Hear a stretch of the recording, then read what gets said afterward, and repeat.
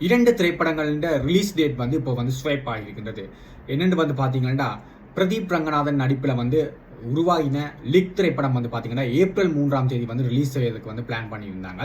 அதே மாதிரி லெஜெண்ட் சரவணா நடிப்பில் வந்து உருவாகின லீடர் திரைப்படத்தை வந்து பார்த்தீங்கன்னா ஏப்ரல் 9ஆம் தேதி வந்து ரிலீஸ் செய்வதற்கு வந்து பிளான் பண்ணியிருந்தாங்க. இந்நிலையில் வந்து பார்த்தீங்கன்னா லிக் திரைப்படம் வந்து பார்த்தீங்கன்னா ஏப்ரல் 3ஆம் தேதி வந்து ரிலீஸ் ஆகாமல் மீண்டும் வந்து ஒரு முறை வந்து போஸ்ட்போண்ட் ஆகி ஒரு 1 வீக் கழித்து ஏப்ரல் 10ஆம் தேதி வந்து இந்த திரைப்படத்தை வந்து ரிலீஸ் செய்வதற்கு வந்து பிளான் பண்ணியிருக்காங்க.